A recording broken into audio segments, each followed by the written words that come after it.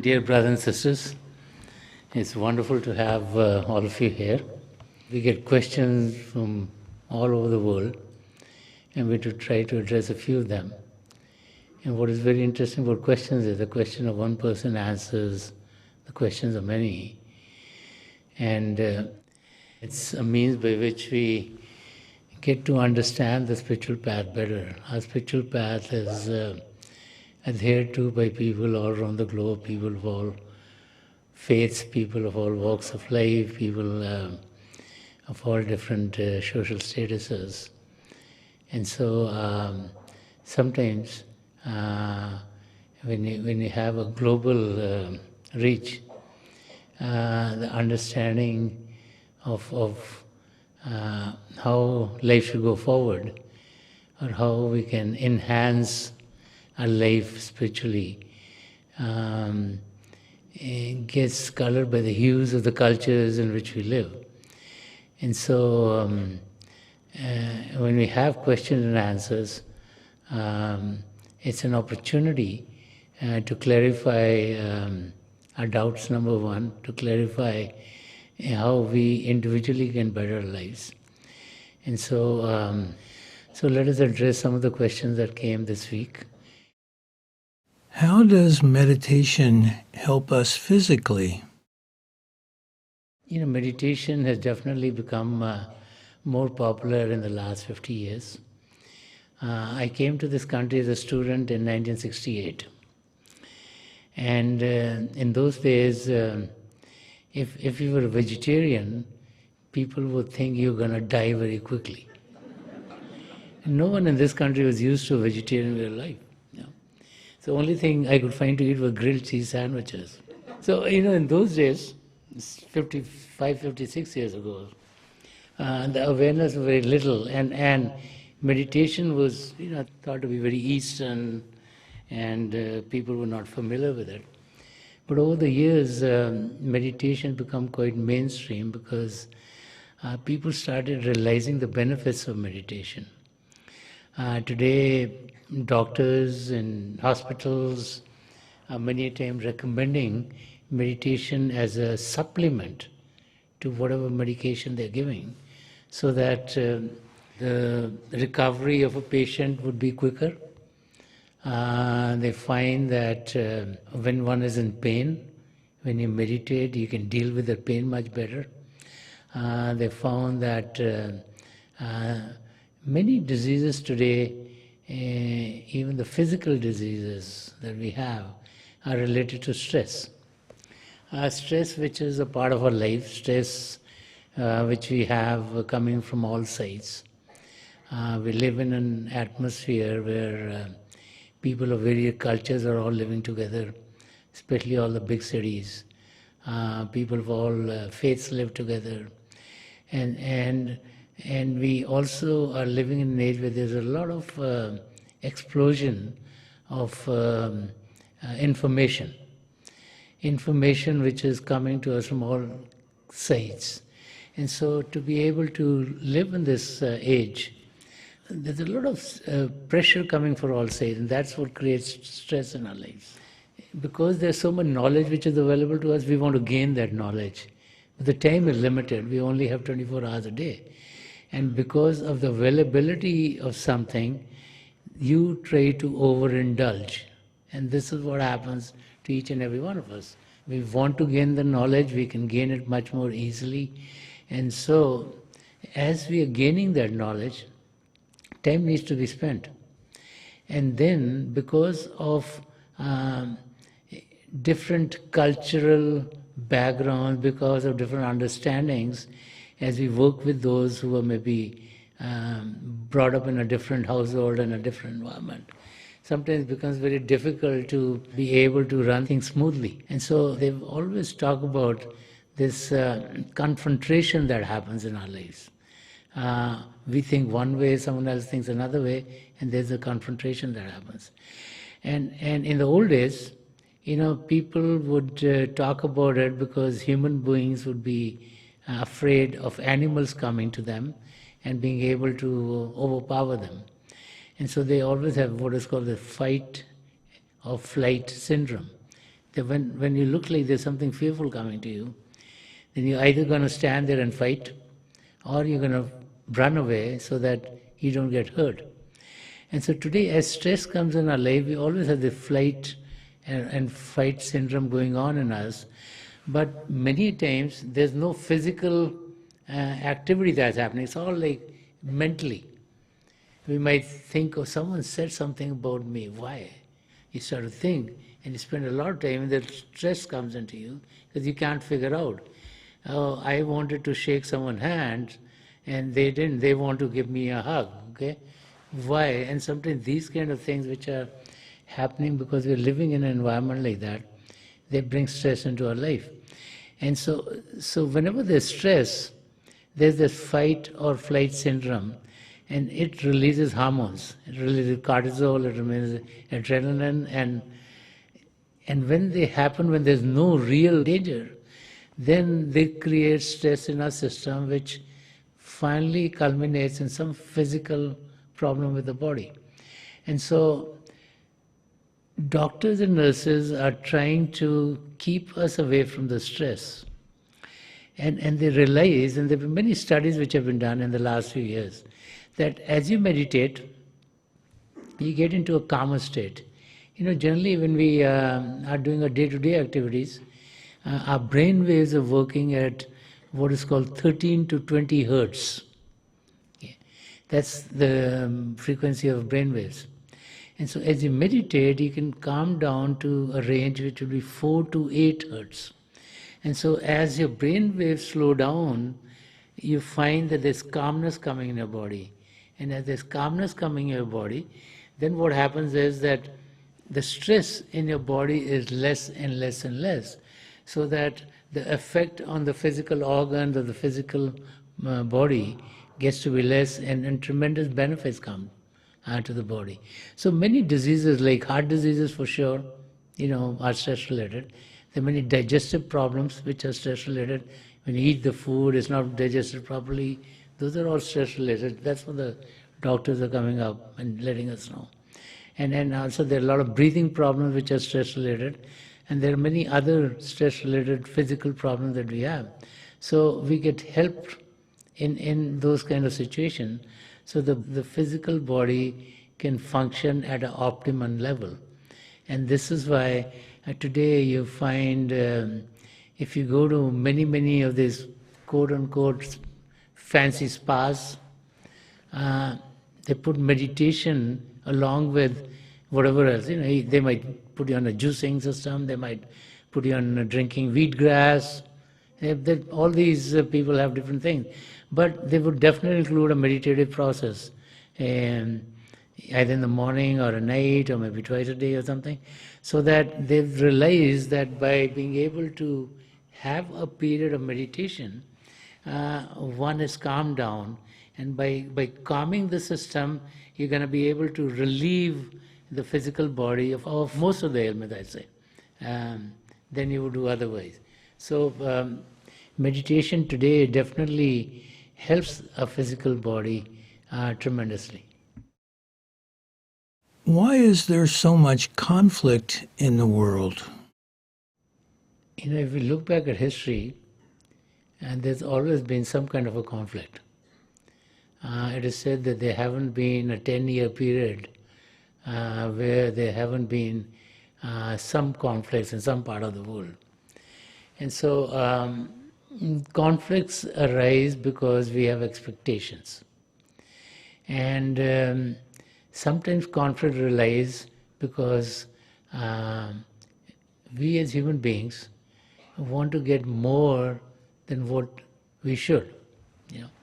As an example, in the old times, when you look back at history, there were kingdoms, and the kings of a kingdom would say they want more land and more land and more land. So they go and there's battles would be fought, and then if they won, then their land would be more. We hear about Alexander the Great, who kept on getting more land and more land and more land. So as human beings, we have this tendency, because the ego is difficult to control, that we want more. Okay, and whether it's kings who want more, whether it's us paupers who want more, as a human being, we just want more for ourselves. And when we want more, many times we don't live by the laws of a state or a country or a kingdom or wherever we're living, because then we overstep them to be able to gain more for ourselves. And so it's the same thing with interactions on a day-to-day basis. When you go to work, there might be others whose thinking might be different. Every time there's a ball game, and ball games on the weekend, and Monday you go to the office, people are discussing, this quarterback should have done this, or this running back should have done that, or that basketball player should have done something else. And so it's like different understandings come to clash, and there's no peace. So we live in a world where there's going to be some kind of a turmoil going on. In either there's some calamities that have come in. There are times when we have this natural difficulties that come to an area. So difficulty is a part of life. Okay. We all expect our life to be 100% okay. As a human being, we feel, we are doing our very best, we are good people, so our life should be well. Not realizing that as we interact with others, sometimes we might not be doing things which make life easy. Okay? And so the key when we live in a world like ours is first to realize that strife is a part of this existence. That there will be strife, there would be tensions, that as we lead our lives, that difficulties will come in. If we don't realize that, then we'll never be able to deal with it. So when we realize there'll be difficulties in life, then we can find out ways and means by being able to address that. So the first thing to understand is, okay, the world is going to have strife. Okay? Now, how do I live in this world? If I am adding to that strife, then I'm creating more difficulties. Okay? So the best thing is, I was asked to give a talk at the UN a few years ago, and a similar question was being asked of me as to how do you be living in a world which is in turmoil and create some peace. So to me it looks like the best thing you can do is to first make yourself peaceful. And that is very difficult to do, because we all want to do what we think is right. Yeah? And let's say we all have families. We might have, we as parents do the very best for our children. But as the children grow, their thinking gets to be slightly different than ours, because they're brought up in another environment now, because technology changed, other things have changed. And so there's some stress coming from the family, right?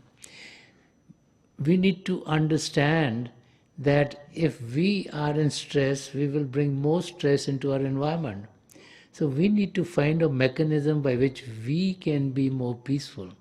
And this is where meditation helps. When we meditate, as I was saying before, as the brain waves come down, the effect of that calmness is not there only for the time that we meditate, but its effect stays for longer periods of time.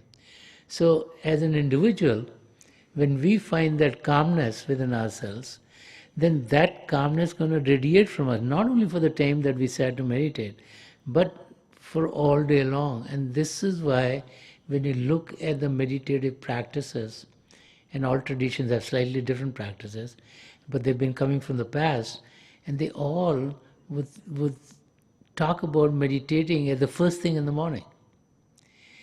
The quietest time of the day, because then there's the least amount of distractions. But also, like, if you start the day with meditation, if you start the day calming yourself, your interactions with others would be calm. And so the key is to be in a state where you don't get into an unpeaceful state yourself. And the key then is to be able to understand that if your point of view is not being adhered to by someone else, maybe their point of view could be right also. We find it very difficult to understand that someone not understanding our point of view. Because to us it's very clear, and we're very sure that this is the right way of doing things. And when someone else wants to do something else, we get very perturbed, we get angry, we break the peace, and all kinds of difficulties come in. So to understand that someone else also could be correct is a key understanding that we need to have. And once we realize that others could be correct also, then from our side, no more strife is coming into that relationships, into that interaction. And as this happens, then if we are more peaceful, then whosoever we interact with is gonna be more peaceful too. Because we are being peaceful, so even if they get angry or something, slowly it's gonna rub off on them too. So the turmoil would get less and less and less. So generally, we all feel that the other party should be peaceful. We think we are all peaceful. And so we're always saying, oh, that group of people are not peaceful, they're creating a lot of trouble. That group of people are not peaceful. Not looking at ourselves as truly as we should. If we are peaceful ourselves, then peace would be radiating from us to our family members. They would be peaceful. If our families are peaceful, hopefully the community in which we live is peaceful, and that peace radiates. As some people are more peaceful in this part of the world, some are more peaceful here, some are more peaceful here, some are more peaceful here. And as those circles grow, hopefully with time there'll be a time when the world that we live in would be very, very peaceful. What is selfless service? Selfless help is an expression of love. It's an expression that you care. We can help anyone in the world. Okay? Many times we as human beings think that what we've got is by our own efforts. And many times we are not thankful to God who's providing us with whatever we have. Okay? And so when you are in that mode where one feels that it is because of my actions that I'm receiving something, then you don't want to let it go. Okay? Feel, oh, I worked very hard to get this. This is mine. It should never get away from me. I need to protect it. I need to safeguard it. And so life becomes like that. Okay? In the East, there's a saying.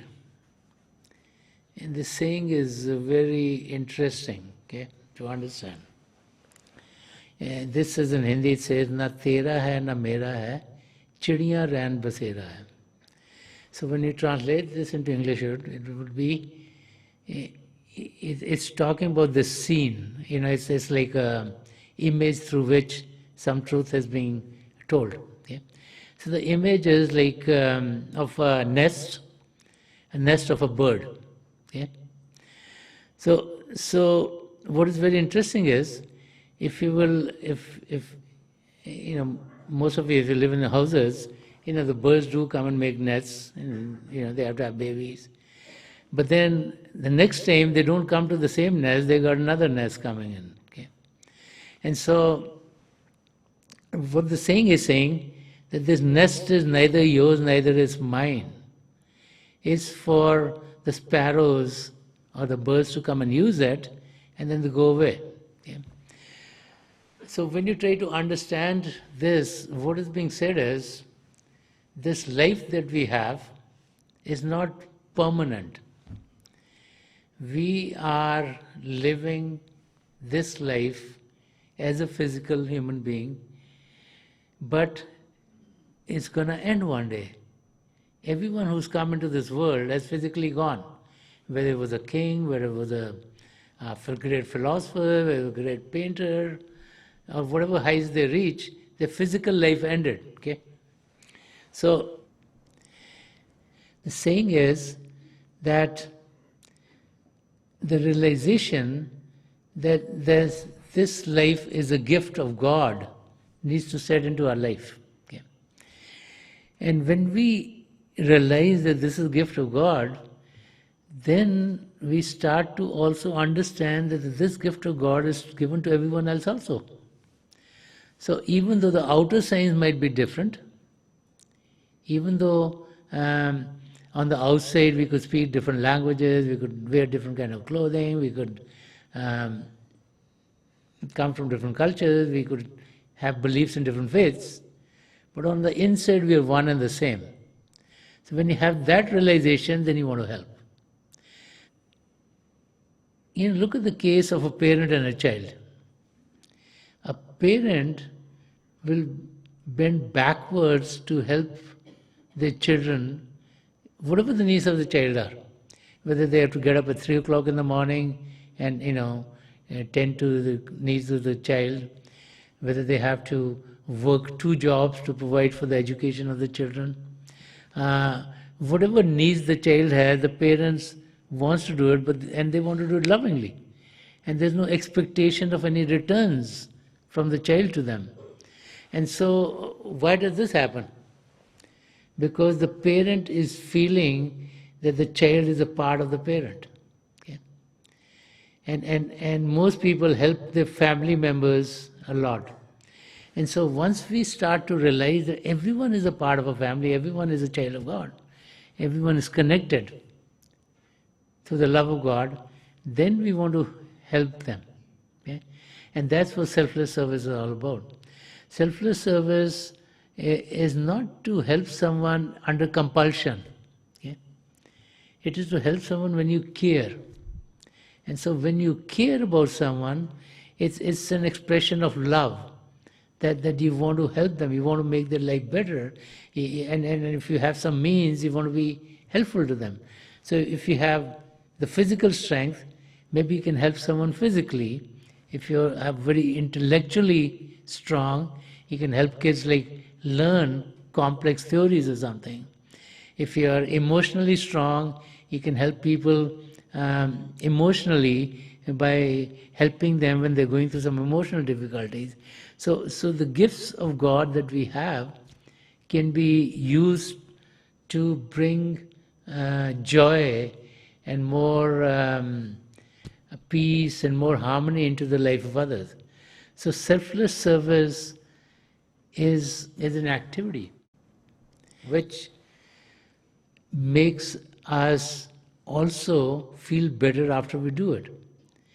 When you help someone, on the inside you feel more joyous that their life has gotten better. It could be help in any manner.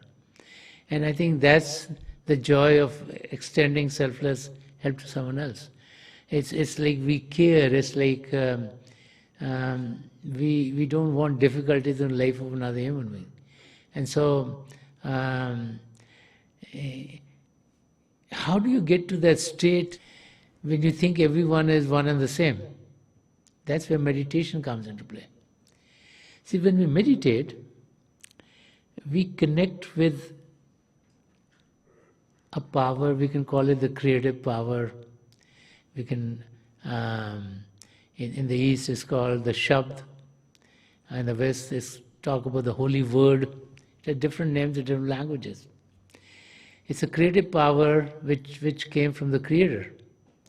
In the Holy Bible is said, in the beginning was the Word, and the Word was with God, and the Word was God.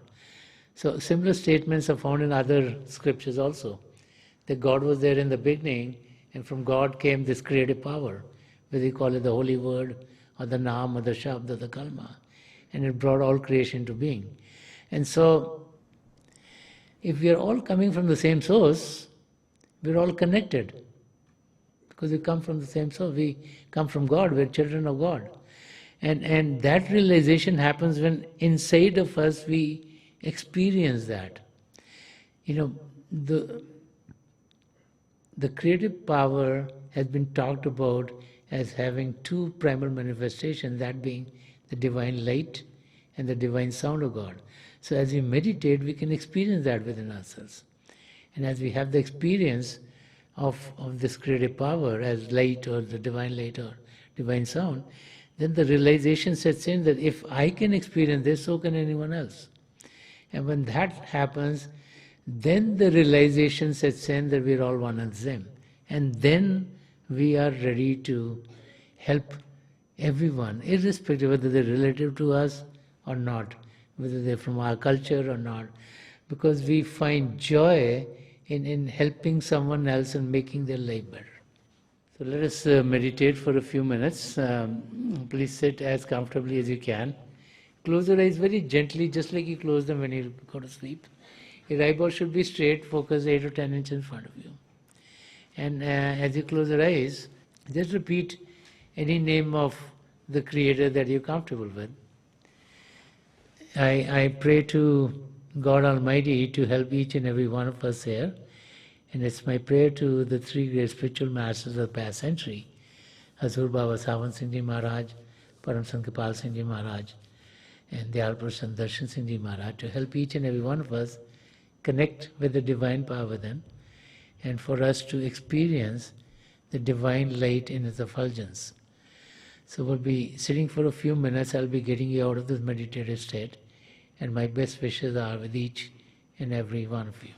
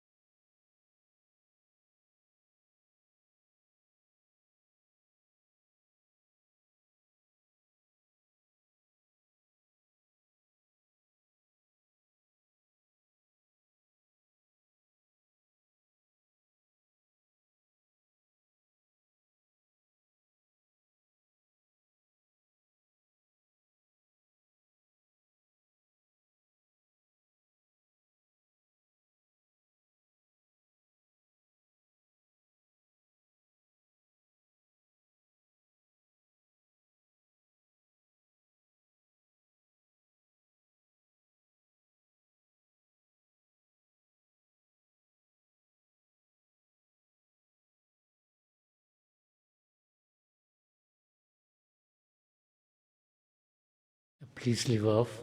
Please leave off.